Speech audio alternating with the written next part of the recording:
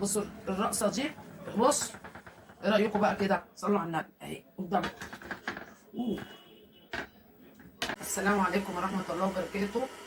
هنبدا الفيديو النهارده بتاعنا بالصلاه على النبي. اللهم صل وسلم وبارك على نبينا محمد وعلى اله وصحبه اجمعين. طبعا انتوا شايفين يعني انا بعمل محشي وهنعمل بطه سلقتها طبعا. الورق الاخضر ده بحطه في قعر الحله من تحت، عشان لو الحله فيها لسعه او اي حاجه يبقى في الورق مش في المحشي. طبعا احنا بنعمل راق محشي من الورق الاخضر ده، بيبقى عامل زي ورق العنب في منتهى الجمال. لو بدات فيه من اوله يبقوا مش هتشوفوا الاكل على اللايف كويس، ان المحشي ده بياخد وقت. طبعا انا النهارده برضو قلت امشي رجلي ورحت وقفت في البلكونه شويه، فلقيت الواد واقف بالعربيه بالكرنب، ناديت عليه راح مطلع لي، قلت له هات كرنبايه، طلع لي 3. هو كده يعني عافيه. فالمهم انا سلقت الكرنب وخرعته وضبطه يعني، واديته البسبوسه على البوتاجاز جوه، سلقته لي وجابته لي، وقعدت اوضب في الورق شويه كده. وطبعا التخديعه بقى بتتعمل ازاي؟ طبعا الكرنب طبعا كل الناس بتعرف تسلق الكرنب. انا ما بحطش الكرنبه سليمه، انا بفككها من بعضيها وبشيل العرق اللي في النص ده، وبيبقى الورقتين الكبار دولت عشان يبقوا خفاف عليا ان انا احطهم كده في الحله بالميه. طبعا الميه بيبقى فيها كمون شويه ملح صغيرين، وطبعا بتغطسوا كده بسمنه يا دوبك وتطلعوا، لان الكرنب الورق الابيض ده ما بيستحملش. طريقة تقسيم الكرنب هتلاقوها متنزلة فيديو على القناة يا حبايبي ايوه بكل يعني التفاصيل. الكرنبه لما صلي على النبي بمسكها كده من الجنب، العروق بعملها كده بالسكينه كده، فالعروق بتتفكك من بعضها لحد اخر عرق، بس بسلكها كده، والحته اللي في النص دي في الاخر بروح عاملاها كده بالسكينه كده اهو، بتطلع الراس معايا ماشي. طبعا سلقنا الكرنب، جينا بقى في التخديعه. جبت حوالي نص كيلو بصل اتضرب في الكبه، بس نص ضربه يعني مش ناعم قوي. وبعدين ولعنا عليه يا دوبك اتشوح شويه، دخل في اللون الاصفر ده ما يتحمرش، ورحنا منزلين بقى بحوالي اللهم صل على النبي حوالي 3 كيلو قوطه، لان انا بحب الطماطم اللي تبقى حمرا وحلوه. غليت واتسبكت، حطينا بقى ورق لورا، وحطينا فصين حبهان، وحطينا فلفل اسود وشويه كمون في التخديعه. وطبعا هنا لما اتخدعت نزلنا بقى بالخضره اخر حاجه. انا ما بولعش على الخضره مع التخديعه عشان يبقى طعمها في المحشي. الخضره اتقطعت قطع صغيره كده اهوت، وراح لما جابت لي بقى الطماطم هنا رحت حطيت الخضره وقلبتها، والرز اتغسل حطينا ده على ده، ونزلت بمعلقتين كبار بهارات توابل المحشي دي جاهزه من عند العطار، بيبقى معموله ان شاء الله. هبقى اعملها لكم وانزلها لكم فيديو التوابل والحاجات دي كلها، لان انا يعني طبعا بعمل كل حاجه وهوريها لكم. بس انا بستسهل طبعا ساعات ان انا ببعت اجيب التوابل المحشي جاهزه، الواحد عندنا حلو قوي يعني، وبخلص نفسي. ف بسم الله ما شاء الله، وحطيت الملح وظبطت الدنيا، وجبت قرن فلفل حراق قطعته على الرز برده، والدنيا بقت تمام. طبعا بدات في المحشي طبعا في الحله عشان الحق اسويها قدامكم، والحله الثانيه بقى بحشي فيها. دلوقتي هعمل انا هسيب حله المحشي ديت برده، يا اما هكملها. وحطينا في الميه شويه خل شطفت حلو فيها جامد، وبعد كده الميه غلت. قبل ما تغلي الميه بسمله خدتها صدمه من الجنب ده، حطيناها كده في الحله من غير سمنه ومن غير اي حاجه. الكلام ده على البطة يا جماعة. على البطه خدت تشويحه كده، وبعد كده بقت تقلبها في كل حته شويه تتشوح. كانت الميه المغليه محضرينها، رحنا حاطين عليها الميه المغليه، ونزل ببصلايه مقطوعه 4، وورق لورا، وبرده حبهان وجزرايه اتقطعت في الشوربه. كل الحاجات ديت اللي هي بتشيل الزفاره بتاعت الاكل.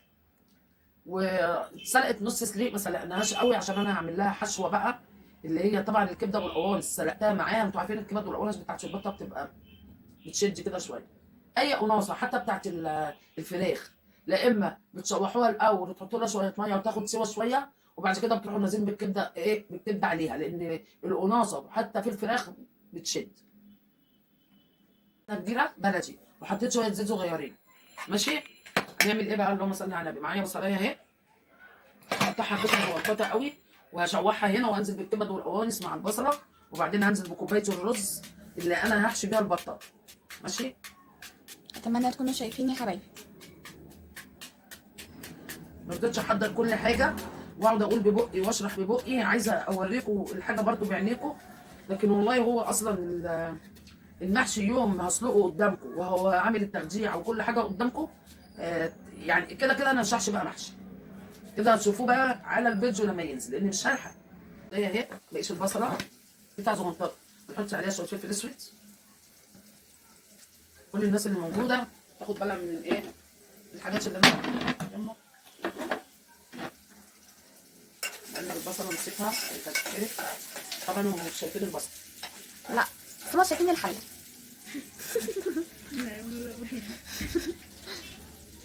حبه ملح صغيرين. هو فات شويه منها النهارده، سخناها سخنه وبسم الله والله العظيم فطرنا منها. بصوا دي توابل ايه الفراخ. حطيت شويه اهو حلو كده. معلقه طماطم من المتسبكه اهي نحطها على البصل وقلب يا معلم كله. طبعا البصله دي لازم تغمق شويه لان انا عايزه الرز يطلع لونه زي الرز ابو بصل اللي احنا بنعمله بتاع السمك. بني. عايزه اللون ده. بصوا طبعا انا انا هدلك البطه من بره ومن جوه. هتطلع حته سمنه بلدي مع الايه مع التتبيله اللي انا عاملها ده. غير بقى ده ملوش علاقه باللي انا بعمله ده. هذا اللون الاصفر دوت ماشي مش هحرقها. بعد كده هنزل بقى بالكبد والقوانص عليها تتشوح كله مع بعض. هدعك بيها قلب البطايه قبل ما احط الرز والحاجات الجميله اللي انا هحطها. ماشي يا حبايبي. دي بقى تبدأي جامد جوه كده. بعدين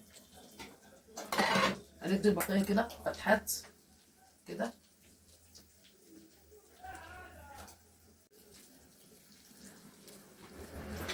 وهنزل بقى بالرز ماشي عليها عشان اقضي الرز التشويحه معاها مع الحاجات دي اللي هنحطه مع الرز اللي احنا هنحشي بيه الايه البطه. فلفل اسود. فلفل اسود. وهننزل بشويه ملح برضو مش كتير لان انا دعك البطه بالتوابل بالملح. فمش هحضر الرز. حلو كده. تيتا نزلت بكوبايه ميه. كوبايه ميه. دي بقى كوبايه الميه على فكره. بس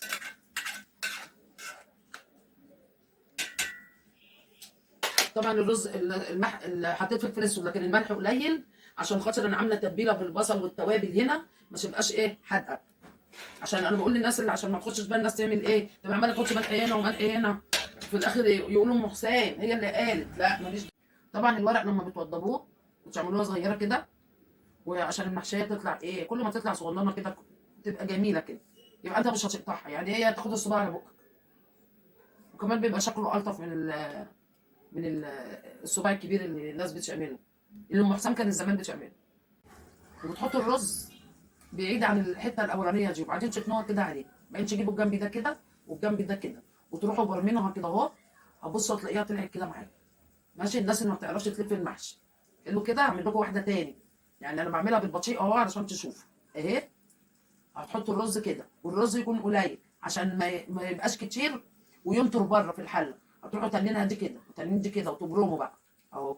تتنوا كده وانتوا ماشيين وتبرموا. هتبصوا تلاقوا بقى صباع المحشي بقى عامل كده. بصوا اهو. بصوا الكبد والقوانص باينه فيه ازاي اهي اهو. بصوا اهي بالحشو اهو.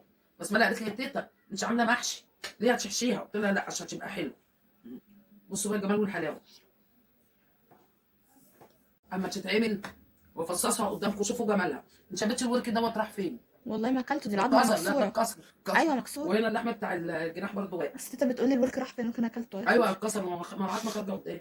ايوه مكسوره بس مش واكله منه والله. بسم الله بتحلف لي.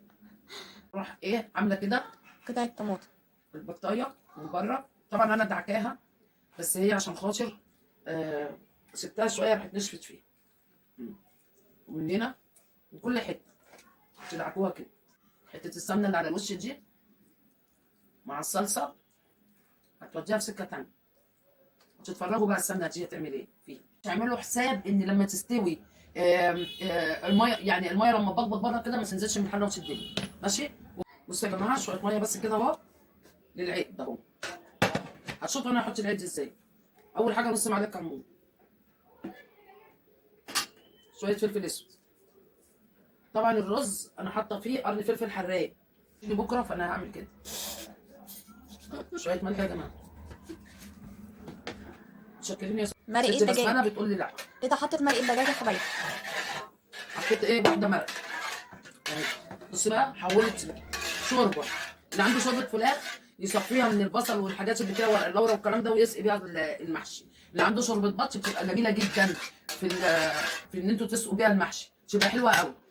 خالتي بسمله مش عايزاني احط شوربه البط، حاجه تفرس والله العظيم. صلوا على رسول الله. بصوا بنزل بيها ازاي اهو.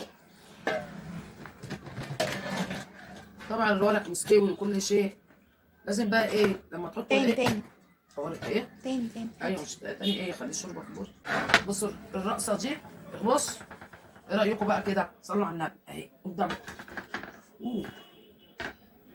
بصوا بقى البطايه. طبعا انا عايزه اوريكم حاجه، الرز اللي في قلب البطايه. بصوا الرز اللي في قلب البطايه بقى عامل ازاي. هاتي طبق يا سندس. لا انا هنزله دلوقتي. يا لهوي اوعى وشك. طبعا البطايه طافيه عليها من شويه فهي بارده. استنى بقى كمان شوفوا التسويه عشان تعرفوا البطايه لازم تبقى ايه مستويه ازاي. ماشي. بصوا اللحمه طالعه ازاي. الله.